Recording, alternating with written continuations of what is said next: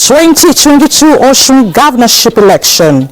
All issues laid to rest. Ademola Adeleke dances at last. I dedicate it, to God Almighty and my people, of Osun, because they stood by me. Presidential Tribunal. Let's get these proceedings live on television. Atiku pleads with the courts. Federal government loses $200 billion in 24 years to attacks on infrastructure. The document that is being validated today explains in detail how to achieve the prioritized protection of our critical national assets and infrastructure. Hello and thanks for joining us on the Network News. I am Elizabeth Omori. And I'll be reading tonight with Adiola Komiakeri in Lagos. Remember to follow us live on our website, nta.ng/live, NTA News Now on Twitter, as well as other social media handles displayed on the screen. Now we begin with a big story. The Supreme Court has upheld the election of Ademola Adeleke as the duly elected governor of Osun State. The five-man panel of justices led by Justice John Okoro in a unanimous judgment dismissed the appeal of the former governor of the state, Gboyega Oyetola. Dele Akombi of our judiciary desk reports. Considered verdict, the five-man panel of the Apex Court, led by Justice John Okoro, dismissed the appeal of Gboyega Oyetola for lacking in merit. The court, in a unanimous verdict delivered by Justice Emmanuel Agim, noted that the appellant failed to prove its allegation of overvoting at the tribunal. The Supreme Court frowned at the lack of fair hearing for the respondents by the tribunal when they raised preliminary objections to its jurisdiction. The panel of justices equally affirmed that the appellant, Gboyega Oyetola, failed to prove his alleged forgery on the incumbent governor's diploma certificate. Court proceeded that for overvoting to be proved as alleged in 774 units in this matter, there must be discrepancies in voters' register, Beaver's report, and Form EC8. It is on this premise that the Apex Court dismissed Oyetola's appeal. The position of the Supreme Court now is that once jurisdictional issue is raised in respect of a particular case or petition, you must first of all determine that as to whether you are having jurisdiction to determine that case or not,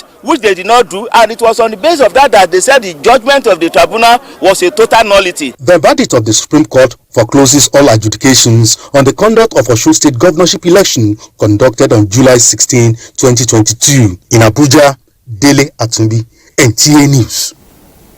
And Osun State Governor Senator Ademola Adeleke has commended the Supreme Court for affirming his election as the sixth executive governor of the state. Adeleke, who spoke to the press at his residence in Ede, says the voice of the people prevailed. Femi Afariugun reports. As soon as the news featured in that the Supreme Court declared Ademola Adeleke as the duly elected governor of Osun State, there was wide jubilation at his residence in Ede. The governor described the victory as the voice of the people. He commended the Supreme Court justices for making the vote of the electorate count by upholding justice on the matter, promising to continue to serve the people of the state. I dedicate it, to God Almighty and my people, of Osun, because they stood by me and they did everything to let them know that. To let me know that they love me. Now there's no distraction again. We have all our agenda, our 5-point agenda in the making. You just wait and see, because we can tell you our government is grassroots. Our government is people's government. They should continue to cooperate with him. And I want to let them know that by God's grace, they will continue to reap the dividend of democracy. Osogbo, the state capital, and Ede, the hometown of the governor, were agog as residents and PDP loyalists jubilate on outcome of the judgment. It's a judgment of the people. It really shows that definitely we are getting there gradually in this country. The decision of the 5 Supreme Court justices marks the end of all litigations surrounding the conduct of the July 16, 2022 governorship election in Osun. Femi Afariugun, NTA News. Meanwhile, President Muhammadu Buhari recognizes the Supreme Court's verdict on the July 16, 2022 governorship election in Osun State, as well as the important role of the judiciary in deepening the rule of law and democracy. With a final decision by the court, the president reminds the political class and their supporters that the main task at hand is to make the people feel the impact of good governance, where a prosperous, peaceful and stable Osun is guaranteed.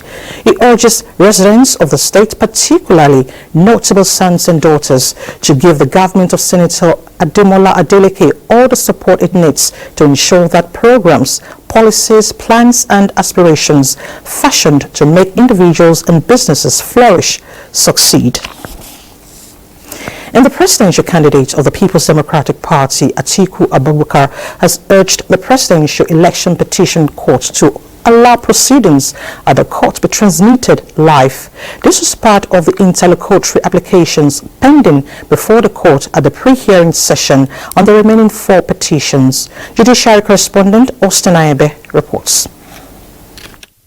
Counsel to Atiku Abubakar and the People's Democratic Party, Chris Uche, senior advocate of Nigeria, told the court after adopting answers provided in the pre-hearing information sheet that he filed an interlocutory application seeking live telecast of the proceedings at the court.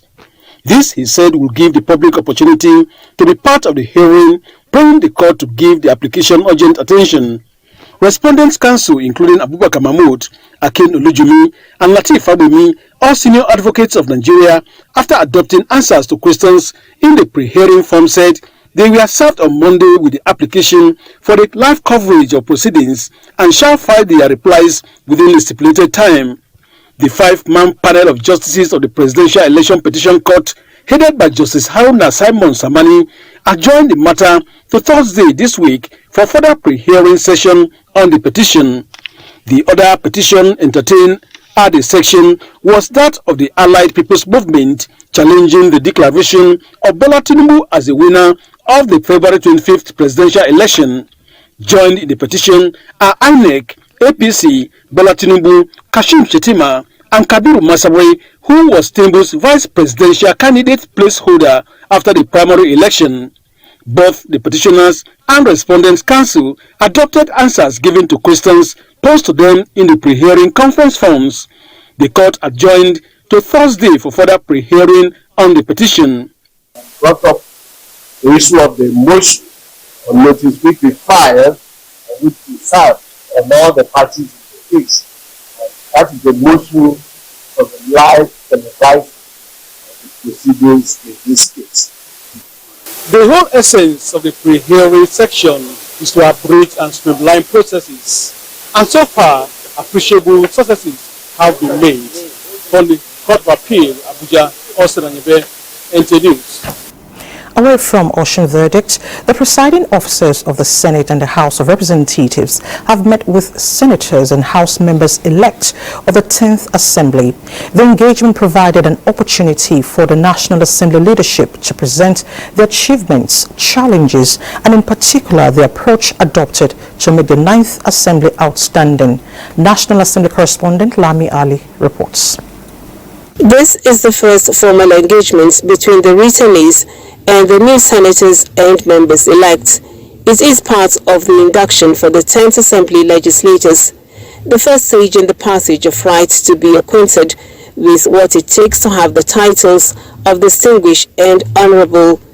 Presidents of the Senate, Ahmed Lawan, and the Speaker of the House of Representatives, Femi Gbajabiamila, gave a narrative of their stewardship. While noting the misperceptions and misunderstanding by some Nigerians, the two leaders gave accounts of what they did differently for the collective good. The 9th National Assembly adopted a friendly but professional approach to executive-legislative relations. The 9th National Assembly has broken many jinxes and done many firsts, overcoming traditional obstacles through consensus building and clever political briskmanship.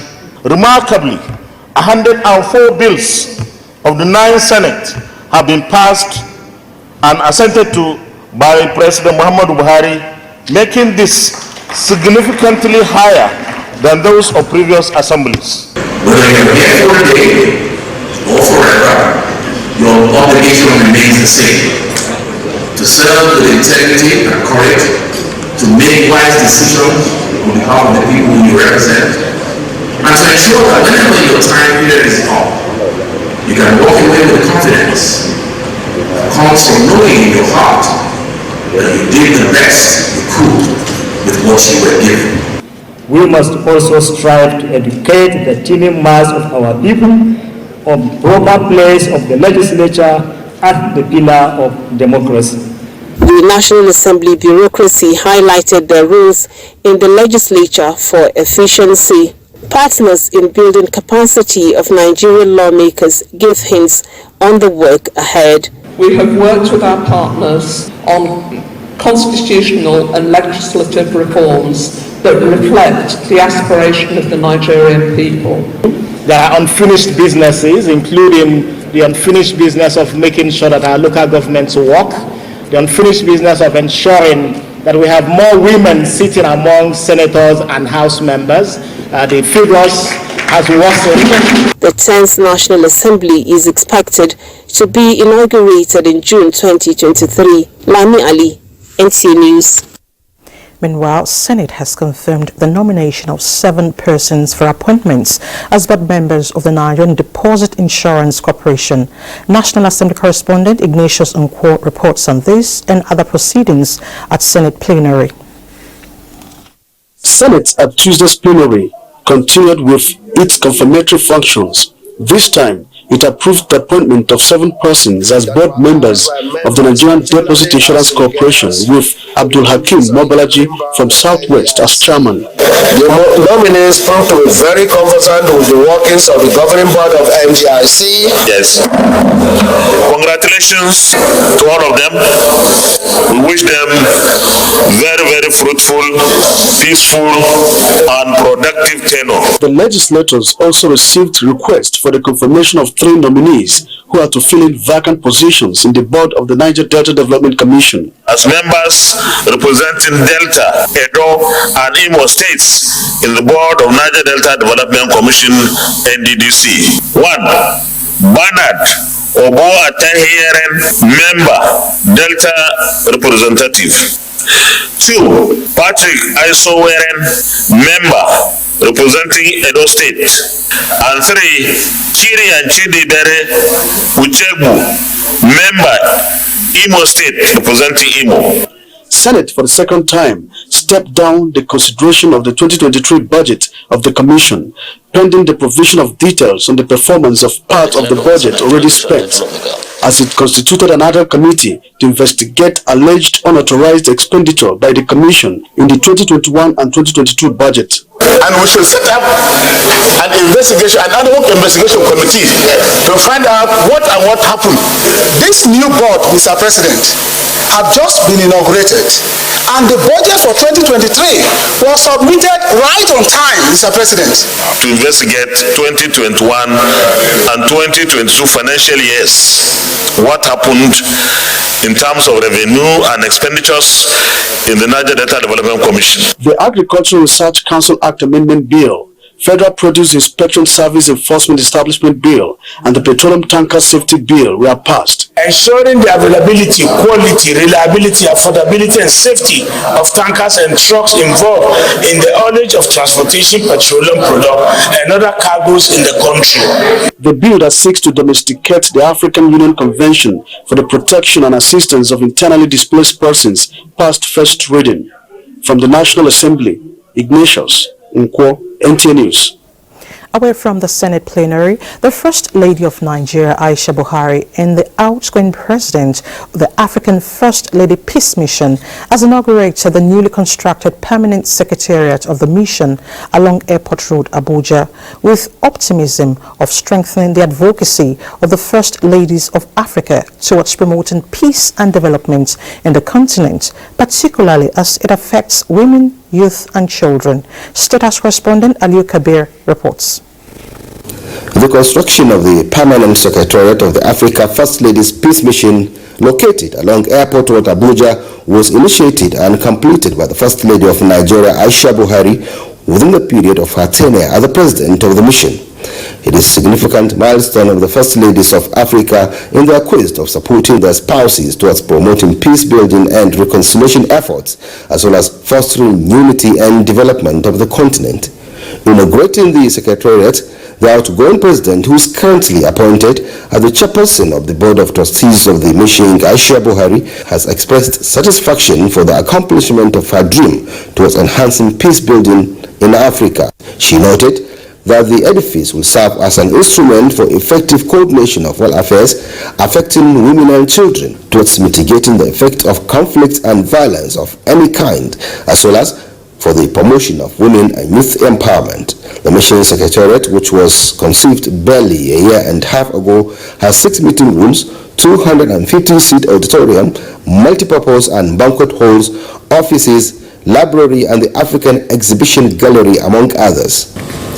Today's occasion is another testimony of our resolve in helping to bring about positive peace in Africa by establishing institutions, structures that will strengthen research and to help impart the right knowledge, attitude and values for sustainable peace and harmony across Africa's diverse population. Most countries on the continent are going through trying times characterized by conflicts that tend to reverse the gains of our independence and development. Recent examples such as Mozambique, Mali, Burkina Faso, which has spread into Benin Republic and Togo, and the most recent, the Sudan crisis. The current and the first African First Ladies and other stakeholders, including former President of Malawi, Joyce Banda, have remained committed in their advocacy towards achieving the lasting peace within the continent. The new leadership of the mission, comprising the President-elect Angelina Ndayishimiye, who is the First Lady of the Republic of Burundi, alongside the Vice President-elect, who is also the First Lady of the Republic of Niger, Khadija Bazoum, are expected to assume their new roles on the 29th of May 2023. In Abuja, Ali Kabir, NTA. You're watching the network news on NTA. Let's take a break. The news continues shortly. You're still watching the network news on NTA. Now let's talk electrification. President Muhammadu Buhari has described the Afam Fast Power Plant as an important part of the evolving story of government's aspirations to bring electricity to millions in their homes and businesses. President Muhammadu Buhari, who was represented by the Vice President, Professor Yemi Osinbajo, stated this during the inauguration of the power plants in Rivers State. Ugedi Nyekwere completes the story. Afam 3 Fast Power Plant brings to bear the importance of private sector participation in building up capacity along the power value chain. The Vice President says a major weakness of the privatization process has been inadequacy of private investment and new cash injections. He, however, says the tide is turning with indigenous companies making significant investments, such as the 100% acquisition of the 966 megawatts in stock capacity Afam Power PLC and Afam 3 Fast Power Limited, jointly referred to as Afam Genco, at an acquisition cost of 105.3 billion naira. These transactions include the Quest PLC that became co-investor in Yola Disco in 2020 with a transaction worth 19 billion naira. Last month, the NCP approved a 30-year concession on Zigueru Hydro Power Plant at $70 million a year for the entire concession period. He notes that the introduction of service-based tariff and payment discipline initiative for the sector, as well as the introduction of national mass metering program, has led to the doubling of market collections in the Nigerian electricity supply industry from 40 billion naira a month in 2020 to a record of 80 billion naira per month in the first quarter of 2023. So I encourage gas producers and gas suppliers to have a fundamental rethink about supply security and prefer ways to ensure our gas supply can improve and meet the gap and growing demands of the Nigerian electricity supply industry. He affirms that programs have been created for upgrade electrification, while the federal government has revamped the Rural Electrification Agency such that it now has the capacity to provide renewable upgrade electricity supply. In Port Harcourt, Ogedinyekwere, NTA News. Similarly, the Nigerian Electricity Regulatory Commission assures Nigerians of its commitment to ensure a stable power supply to meet with their electricity demands for enhanced economic growth. The Commission made the commitment at the opening of a 3-day interface with electricity consumers during the Customers Complaints Resolution meeting in Yola. Simon Asha reports. The engagement of stakeholders from Northeast region seeks to encourage large consumers of petroleum products to not only operate within the regulatory space, but also become aware of the comparative advantages between the fuels, particularly gas, which has been designed as Nigeria's transition fuel. Chief Executive Officer, Nigerian Midstream and Downstream Petroleum Regulatory Authority, Farouk Ahmed, who joined the engagement virtually, said several efforts have been put in place by government to improve domestic gas utilization, but more collaborations and interventions are needed to achieve desired results. Discussions on the event took turns to encourage operators and business owners to take advantage of the evolving opportunities in the gas value chain for sustainable business growth in order to hedge against future global uncertainties to diesel supply. We studied them on the importance of shifting from the use of AGO, which is diesel, to gas, because gas is cheaper and is cleaner. The government of Adamawa State is always ready to partner with you. Participants on the event, who are mostly institution managers, bankers, energy marketers, and factory workers, among others, welcomed the gas energy transition drive, describing it as a gateway for greater tomorrow. It's more cost effective, it's easy to manage, it's free of some of the risk associated with the diesel. I think we can explain the university is solving our challenges of energy consumption in the university. In Yola, Yusuf Jika, NTA News.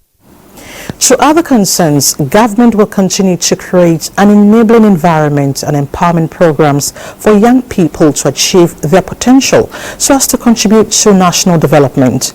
President Muhammadu Buhari stated this in a message at the Commonwealth Youth and Student Summit for African Region in Abuja. Olayinka Ojo was there. The 2022 Chukum Assembly had a lot of deliberation on the development of young people in Africa. Is to speak to that purpose of the Nigerian government to lead conversation for development for young people in Nigeria and Africa. And for the next 3 days, these youths and students at this summit for African region will pay attention on better ways of achieving a world people want to see in the areas of digital divide, entrepreneurship and creative industry, as well as decolonization of education. If we can learn from student leadership in Africa and we can bring remnants of student leadership within the Caribbean, what works, and I think we can build a better system overall. It's also a demonstration of the theme, co-creating our common future.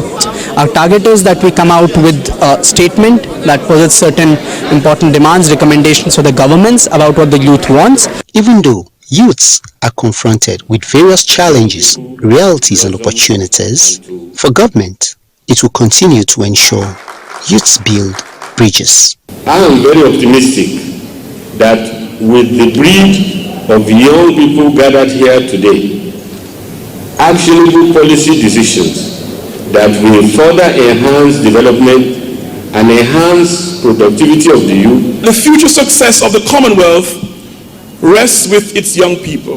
These are the youth that will navigate the opportunities better.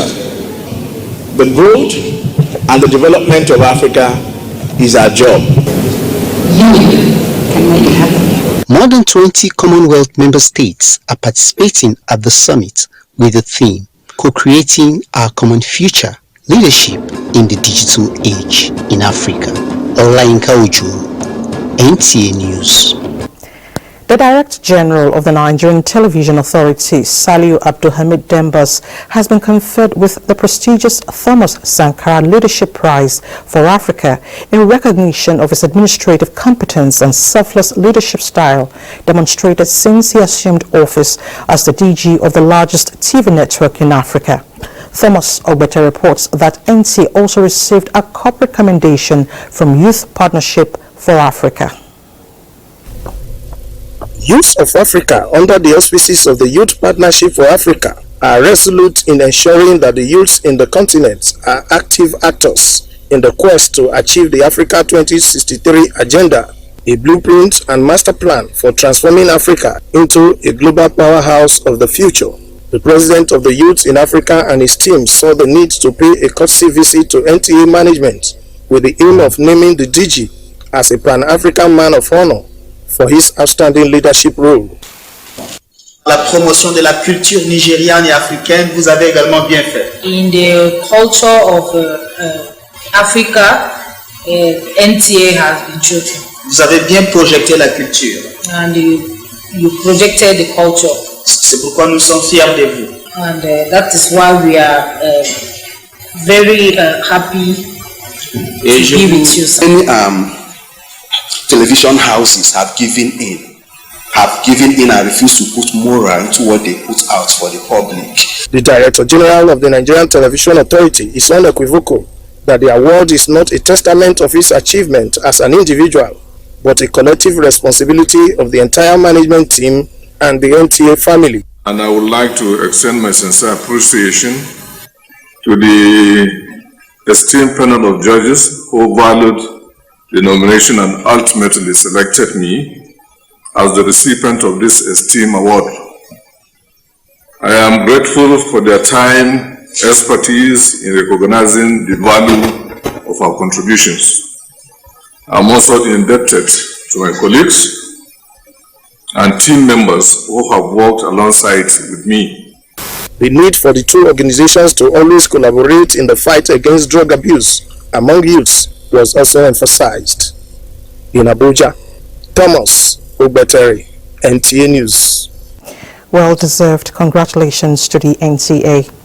2 flights conveying 106 citizens of Borno extraction evacuated from Sudan have arrived Maiduguri, the Borno state capital. They were evacuated from Osun, Egypt to Abuja by the federal government with the support of the Borno state government. Mohammed Goni reports that the evacuees have reunited with their families. Borno state government keyed into measures put in place by the federal authorities to facilitate evacuation of 106 citizens of Borno extraction from Khartoum to Aswan, Egypt, from where they were conveyed to Abuja.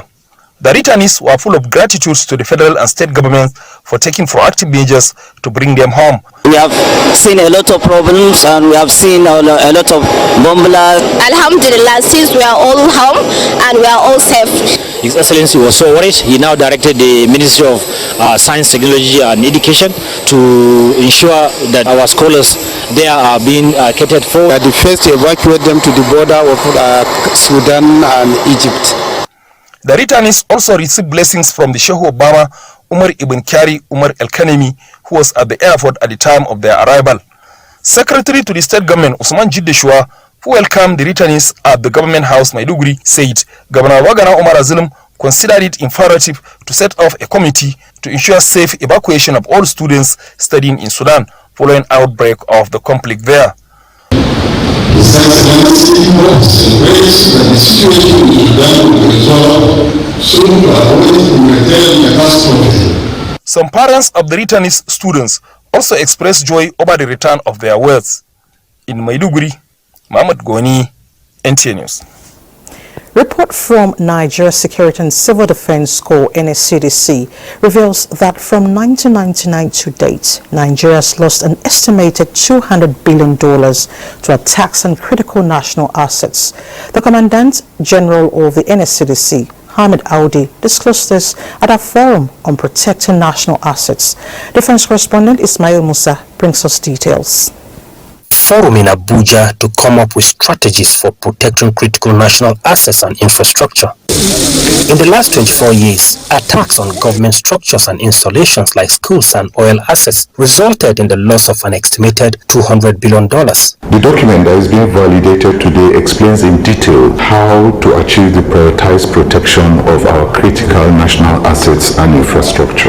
This engagement process commenced shortly after the United Nations Security Council Resolution 2341/2017 and the National Security Strategy 2019 came into force. The central theme of this instrument was for Nigeria to join the Committee of Nations to harmoniously develop national protection strategy for critical infrastructure. The COP, saddled with the mandate to protect critical national assets, has had an uphill task. We are all here to brainstorm what the policy on critical national asset protection, what should be the policy, and how must it affect us as individual agencies.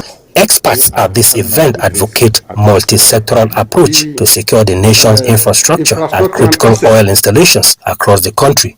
Particularly for us at NTA, we have our critical national assets, and the DG has presented to the committee that our assets in the area of our masts and towers, they're critical because they constitute issues that border around security. The task before these stakeholders is the implementation of agreed resolutions. In Abuja, Ismail Musa, NTA News.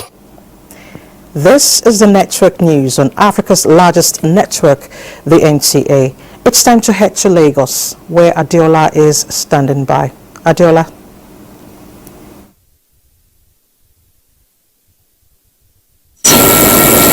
One of the benefits that come from being delisted from the rank of piracy-prone countries is significant reduction in insurance premium for ships doing business in the country.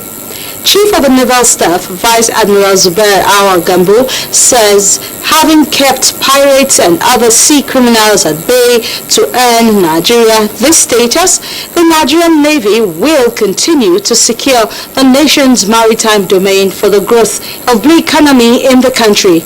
Adeniyi Taiwo reports that he made the promise in Lagos while inaugurating landmark projects in naval bases and commands across the state.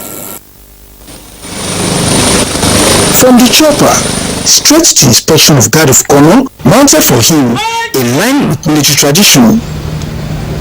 Then to the business of the day, which is mainly to inaugurate about 12 projects spread across bases in the 3 naval commands in the Lagos area. The projects, including a girls' hostel at the Nigerian Navy School, Ojo, administrative block at Tongiji Island, 2 blocks of 16 by 2 bedrooms for senior rates, and a block of 8 bedrooms for officers at Militon Ojo, shoreline revetment at NMS Beecroft, and the headquarters of Naval Doctrine Command Bonicamp are all initiated to consolidate on the comprehensive infrastructural transformation plan by the Nigerian Navy. They hasten necessary comfort and essential ambience to bolster security, productivity, and efficiency. The projects are also part of building blocks for the future, one that sees the Nigerian Navy well positioned to promote the right atmosphere for the nation's blue economy. Efforts must be doubled round the clock to maintain positive postures towards sustained intelligence-driven patrols to rid our maritime space of all forms of insecurity. The visit by the Chief of the Naval Staff to Lagos for project inauguration is a fitting prelude to a presidential fleet review scheduled by the Nigerian Navy to honor the Commander-in-Chief of the Armed Forces, President Muhammadu Buhari. In Lagos, Adeniyi Taiwo, NTA News. And 1 year after it was launched, Momo Payment Service Bank, a subsidiary of MTN, has commenced plans to reward 10,000 customers in its mobile banking month scheme, designed to deepen financial inclusion and create employment opportunities for Nigerians. With the motto, Momo Better Than Cash, 12 customers are expected to win 1 million naira. Joa Popola reports that traders at Balogun markets in Lagos received the Momo PSB team with enthusiasm. Momo Payment Service Bank, a subsidiary of MTN, is leveraging on the wide coverage of the telecommunication giant, which has over 70 million subscribers, to spread its tentacles through its mobile banking months. The promo, which is open to everyone, will reward 12 customers with 1 million naira. Another batch of 12 customers will get 500,000 naira, and another set of 12 customers will receive 300,000 naira. This, according to the CEO, Momo Payment Service Bank, Eli Hini, is to create millionaires and appreciate Nigerians for their patronage. Refer a friend, refer a family member, get that person to dial *671#. Open a Momo wallet or an account. Fund that account. Once you have money in your wallet, perform a transaction. The easiest of them is buy airtime or data. And once you do that, you stand a chance of winning 50,000 naira weekly and 1 million naira monthly. Many traders at Balogun Market are already subscribing to Momo PSB to enjoy seamless banking service with lots of rewards for their efforts. General Manager Sales and Distribution, Momo PSB, and other speakers at the event say lots of rewards are with customers not just for subscribing through *671#, but referring others is the icing on the cake. What mobile money does is it gives you 100 naira for referring a friend. So the more friends you refer, the more chances you are in winning prizes. Momo is set to reach the unbanked population. You know, Momo is powered by MTN. Definitely, this will drive financial inclusion. Momo Payment Service Bank currently has over 250,000 agents across the country. In Lagos, Joel Bukbola, NTA News. And those are the stories from Lagos. Do not forget to follow this news broadcast live on our website at nta.ng/live and on our other social media handles displayed on the screen for updates.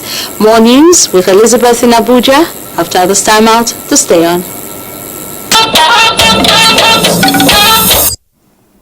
Thanks for staying with us. The First Lady of Nigeria, Aisha Buhari, has received the wife of the President-elect, Senator Oluremi Tinubu. They walked around various parts of the official residence of the presidential villa, including the transitional accommodation of the first family, known as the Glass House. State House correspondent Aliu Kabir reports that although the whole exercise was done off camera, the First Lady in an interview disclosed that the highly secured residential area of the President of the Federal Republic of Nigeria is strictly to serve as an accommodation for the President and his wife and other members of the first family, particularly the Glass House, which is a transit accommodation for the outgoing President to pave way for necessary renovation of the main house for the incoming President and his wife. Ordinary citizens of Nigeria, to be precise. It's like part of the main residence. It's not for everybody, but it's for the president who was elected and for his special guests. I'm advising that the Glass House should maintain its tradition of being a transition, for the outgoing president. So I think it has to remain so as a norm of the institution and of the House. First, I want to thank God for the life of Mr. President and the First Lady, for how God has kept them throughout their 8-year term, and despite they finished their tenure, I believe that, with the wealth of experience that Mr. President has and the First Lady, that, we'll be needing their counsel from time to time. I've gone around and she's magnanimously showed me around the house and graciously explained a lot of things to me. I believe that, God will help me, when we move in by the grace of God. And then, we will be able to make impactful contributions to the nation. Wife of the President-elect, Senator Oluremi Tinubu, also expressed appreciation to the First Lady for the warm reception accorded, promising to work tirelessly for the benefit of the Nigerian society. Time to talk business, and our busy businessman, Benny Adams, will reel out some business stories. Benny? Thank you, Elizabeth, and welcome to Business. The governor of the Central Bank of Nigeria, Godwin Emefiele, says export without adequate documentation is unacceptable as the Apex Bank looks to repatriation of foreign exchange for the betterment of the nation's economy. All we do is monitor and appeal to exporters of people to export, and when they do export, that they should repatriate their proceeds and use it for the good of their company and the country in general. We keep hearing cases of people trying as much as possible to sidetrack the process. And all I can do now is to continue to appeal to those of us who believe that we want to do export without documentation to please try as much as possible to desist from this practice. We will continue to engage customs. We will continue to engage Nigerian Ports Authority. And we will continue to engage the shipping line or shipping agents to ensure that we nip in the bud the incidents of exporting without documentation. And taking a look at the markets, investors gain 14 billion naira as equities increased by 0.05% in the week's second day of gain. At the end of today's trading session on the exchange, a total of 640.9 million shares in 5,684 deals, corresponding to a market value of 7.1 billion naira, were traded. Compared with the previous trading day, Monday, May 8, today's data shows 25% improvement in volume, but 3% decline in deals. The current market capitalization is 28.6 trillion naira. Access Holdings recorded the highest volume of 130 million traded shares, followed by United Bank for Africa, 91.1 million, and FBN Holdings, 81 million. That is a Business News. Network News continues with Elizabeth. Elizabeth, it's nice doing business with you. Nice doing business with you, Benny. The Nigerian Electricity Regulatory Commission says has assured Nigerians of its commitment to ensure a stable power supply to meet with their electricity demands for enhanced economic growth. The Commission met the commitment at the opening of a 3-day interface with electricity consumers during the Customers Complaints Resolution meeting in Yola. Simon Asha reports. In recent times, complaints by customers on overbilling, inadequate power supply, lack of prepaid meters, among others, are some of the concerns of the Nigerian Electricity Regulatory Commission. The Customers Complaints Resolution meeting in Yola by the Commission brings together stakeholders and customers across the 21 local government areas of the state. Is seen to be a way out to address such challenges. During the engagement, issues and concerns were raised on how to resolve and sensitize customers on their rights and obligations for mutual understanding and effective service delivery. What can we do? Where is the right place for us to report or to take our complaints? We don't talk police, we don't business. We don't want you to be at loss. So we will be considered a please and please consider us when you want to increase tariff. The Commissioner of Customer Affairs, Nigerian Electricity Regulatory Commission, Aisha Mahmoud, represented on the event, says over 1 million meters are said to be distributed to customers in Yola Disco to ensure customers pay for only what they consumed. What is happening is that the federal government has rolled out a program called the National Mass Metering, which gave about 1 million meters to the distribution companies to distribute to its customers as much as possible. It was like a grant. Very soon we're doing a lot, the government is doing a lot of work to ensure that the funding is available to issue more meters. YEDC actually were very lucky because the number of meters we'll get in the next phase is actually over 200,000. The other work to further enlighten the customers on their rights was also carried out by the Commission across major streets in Yola. In Yola, Simon Asha, NTA News. Let's talk road safety. The federal government is developing a policy for locally assembled and imported vehicles to have pre-fitted speed limiting device as a way of curbing the high rate of road crashes in Nigeria. To this end, the Federal Road Safety Corps held a meeting in Abuja with policymakers and key players in the transportation sector to brainstorm on the policy. Mitairi reports. FRSC statistics show that more than 1,400 persons died from road crashes on Nigerian roads between January to March this year. 8,000 more were injured, and 89% of more than 2,700 crashes were caused by excessive speed. The introduction of speed limiters for vehicles in 2016 was seen as a life-saving policy. Speed-related crashes still persist due to a lot of compromise by some fleet and other commercial vehicle operators who alter the calibration of the device to beat government regulations.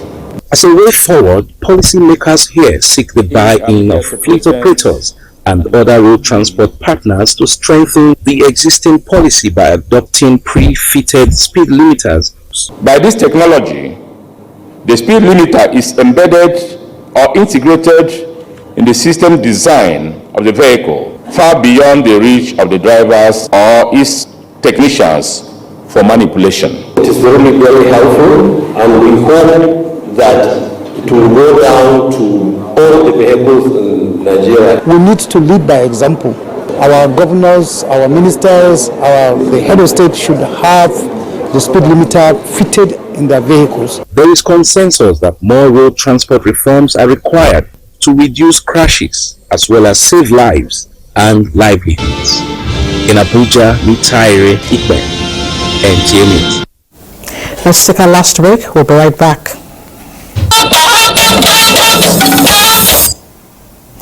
The Governing Council of University of Abuja has approved the appointment of Professor Aisha Sani Nekudi and Professor Philip Afaya as Deputy Vice Chancellors, Academic and Administration, respectively. The Council gave this approval at its 96th regular meeting held on Thursday, 4th and Friday, 5th of May 2023. A statement by the Registrar, Malam Yahya Mohammed, said the Council's approval followed the selection of the two Deputy Vice Chancellors at the 78th Extraordinary Meeting of Senate held on Wednesday, 22nd March 2023 in accordance with the provisions of the University of Abuja Act. Mohammed said the appointments take effect from 5th of May 2023 for a period of 2 years in the first instance. And that's the news. Thank you so much for watching. I'm Elizabeth Omori.